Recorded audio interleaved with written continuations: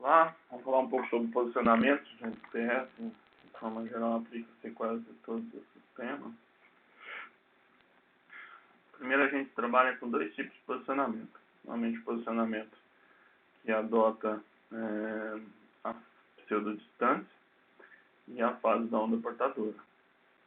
Então, para cada observação gravada no receptor, gera-se uma equação para a obtenção da distância entre receptor e satélite.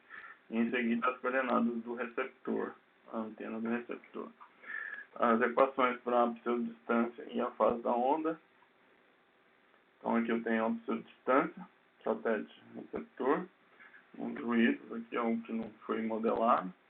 Distância geométrica entre satélite e receptor. Só que essa distância geométrica ela é acometida de algumas incertezas aqui, ó, como a diferença de relógio entre satélite e receptor, vezes a velocidade da luz, aumenta um pedaço dessa distância ou diminui, dependendo desse erro. A refração ionosférica aumenta mais um pedaço, porque quando passa pela camada ionosfera aí sofre perturbação e vai perturbar essa distância. A troposfera, com a camada mais próxima, também vai causar essas perturbações. Então, a pseudodistância, vamos dizer assim, ela é uma distância real mais os erros, que a gente vai tratar isso mais para frente.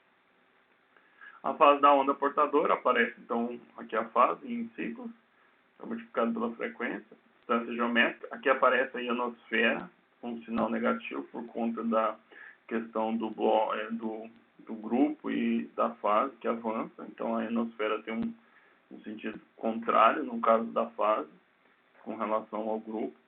A troposfera soma um pedaço.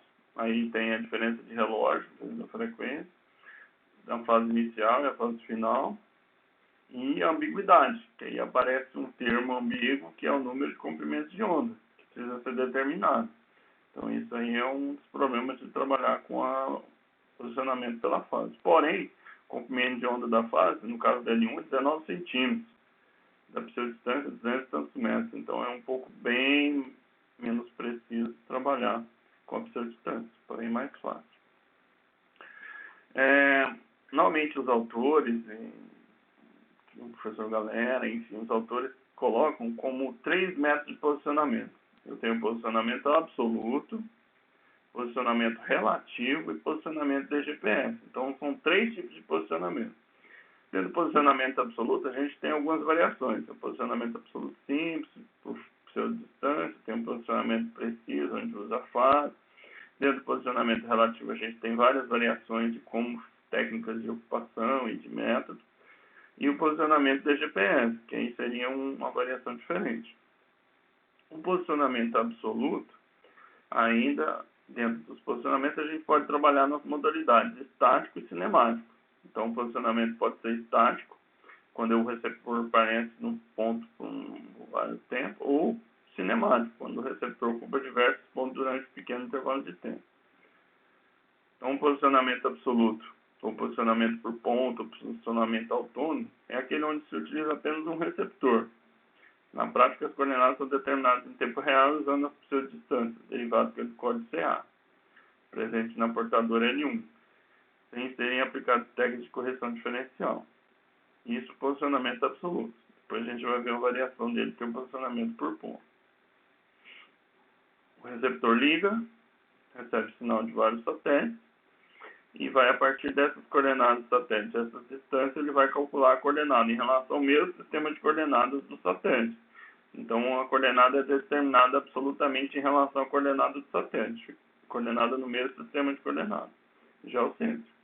Então, esse é o posicionamento absoluto. No posicionamento absoluto, normalmente o posicionamento absoluto é realizado empregando receptor GPS e navegação, mas isso não é regra mais. Então, hoje, no estado da arte, o posicionamento por ponto preciso é extremamente aplicável em vários receptores. Esse tipo de receptor, normalmente, de navegação, é um receptor mais simples, mas os receptores geodésicos também podem ser utilizados para posicionamento preciso. Já tem alguns que vêm já com sistemas já disponibilizados por alguns fabricantes para posicionamento preciso em tempo real. Posicionamento do fim da SA absoluto tem uma precisão da ordem de 3 a 10 metros de acurácia, então Hoje se tem um posicionamento absoluto bem interessante.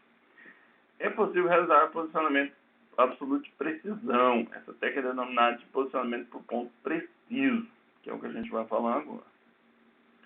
O PPP, posicionamento por ponto preciso, necessita de receptores de dupla frequência.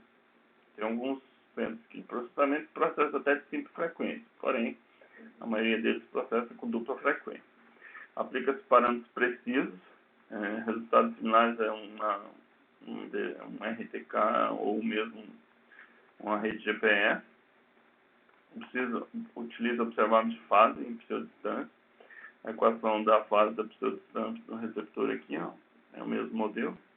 Então a gente tem aqui só ambiguidade a mais, os erros estavam de cá, passou para cá. Então aqui, linearizando essas equações da pseudodistância, eu já tenho aqui x, y, z, a diferença de tempo, vezes a velocidade da luz, a troposfera e a ionosfera. Aqui eu tenho para L1 para L2, a fase da mesma forma, só linearizou a equação, tirou em função dos ciclos. Aqui, o que a gente tem que considerar no posicionamento por ponto preciso? A gente tem que considerar os erros. Para que eu consiga alta precisão, eu preciso de corrigir os erros no posicionamento. Então, eu vou precisar de fermento preciso, eu vou precisar de correção de tempo, para poder conseguir fazer isso. No caso, vou corrigir a ionosfera através de combinações aí entre L1 e L2. Troposfera, parte modelada, parte ajustada no processo recursivo, que envolve o posicionamento por ponto preciso. Marés terrestres, movimento do polo, cargas oceânicas. Então, todos esses processos são corrigidos dentro do modelo de posicionamento por ponto. Apresenta grandes potencialidades em aplicações geodésicas e geodinâmicas, precisão de poucos milímetros na horizontal, poucos centímetros na vertical para 24 horas. Então, já se provou em vários artigos aí que custo-benefício da posicionamento por ponto preciso em torno de 6 horas, onde você tem a melhor precisão por um menor tempo. Vamos dizer assim. De 6 a 24 horas, às vezes ele melhora 2, 3 milímetros e você tem que ocupar 24 horas. Então, hoje se fala de posicionamento por ponto em torno de 6 horas. 6 horas dá uma precisão na casa dos milímetros. Já pode se aplicar em algumas situações em tempo real. Então, alguns fornecedores aí de equipamentos já existem alguns pacotes em tempo real, através de satélites que fazem disponibilizam essas informações. Necessita de software específico para modelar, então o posicionamento por ponto preciso envolve sistemas de posicionamento. Um desses sistemas disponibilizados são de forma online. A maioria desses softwares de posicionamento são de forma online. Então, você entra no site do desenvolvedor, ele faz um cadastro, manda seu upload do seu arquivo, ele processa e te devolve o resultado num relatório. Um deles é o JPL, Automatic Precision Position Service, que está nesse site, onde você acessa. São realizados de modo autônomo, então você manda, automaticamente ele processa e te devolve. Apenas dados receptores de dupla frequência, no modo pós-processado, pode serem analisados nesse site. Um outro processador é o NRCan, do Canadá. Disponibiliza um serviço de processamento de dados que utiliza o PPP. O serviço é gratuito, exigindo apenas um cadastro. Esse serviço está disponível via TRS-PPP. O usuário interessado pode cadastrar nesse site aqui, ó. Ele disponibiliza, acho que em TRF, JBL em TRF, o resultado.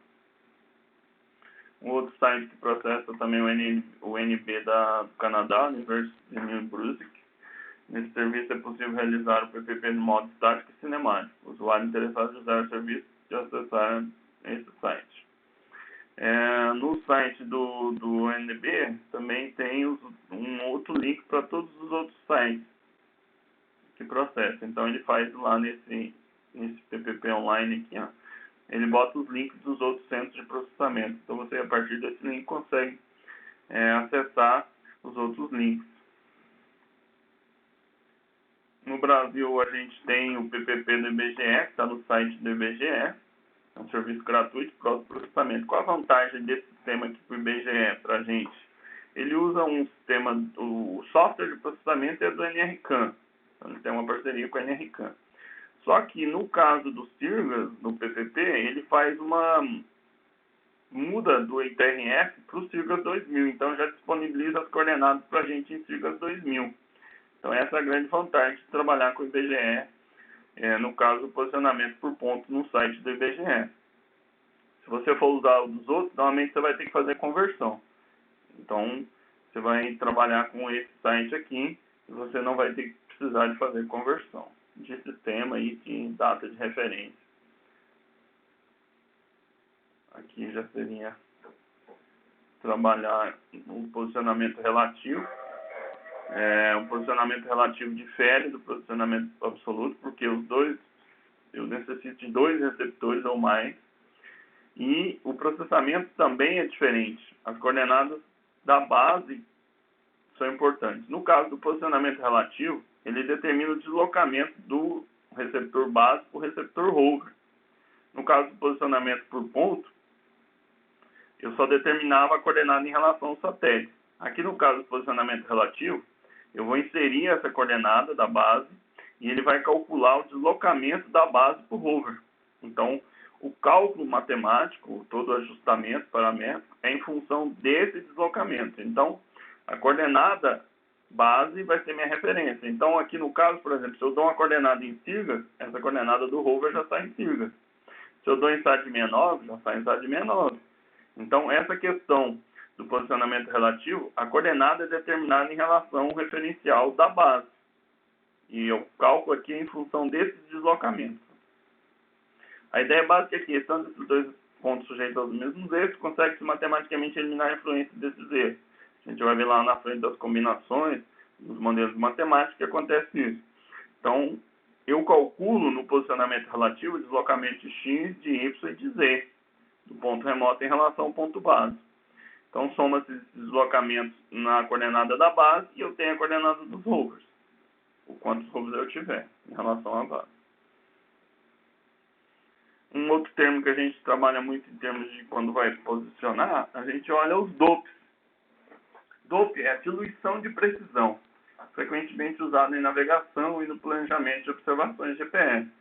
Hoje em dia quase não se usa pela quantidade de satélites. Você consegue ter muitos satélites, então isso é quase desnecessário. Os DOPs são sempre tão baixos. Quanto maior o valor do número, maior a diluição. Então, quando a gente quer um DOP, a gente quer um DOP pequeno, com valor reduzido.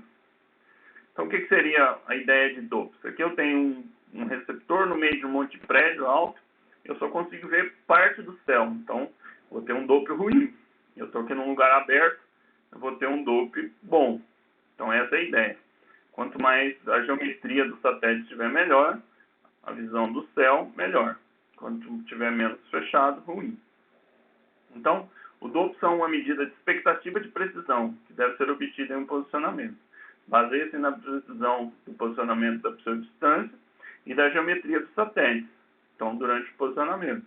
Então, ele estima pela geometria do número de satélites e pela precisão do pseudodistância a posição futura. Como é que você vai ter? Ele é um número adimensional que auxilia no planejamento de missões, especialmente quando existem obstruções ou tem poucos satélites. Hoje em dia, como a quantidade de satélites é muito grande, isso já nem é tanto relevante no nosso dia a dia. Pode-se esperar posicionamento com boa precisão para valores de PDOP abaixo de 4. E para valores de PDOP acima de 6, normalmente os receptores nem gravam os dados. Normalmente os DOPs estão divididos em HDOP, que é horizontal, VDOP, vertical. PDOP normalmente é horizontal e vertical, então normalmente a gente usa muito isso aqui. Normalmente espera que se o PDOP seja menor que 6, tá? Seja um limite máximo 6 para o PDOP. PDOP do tempo, o GDOP seria PDOP mais PDOP. Normalmente a gente espera no máximo um GDOP no máximo de 8. Normalmente a gente configura o equipamento com o GDOP parar de gravar acima de 8, porque o resultado vai ser ruim. E RDOP seria posicionamento relativo. Raramente os equipamentos disponibilizam essa informação, porque o posicionamento relativo tem que processar os dois juntos. Por hoje nós vamos parar por aqui.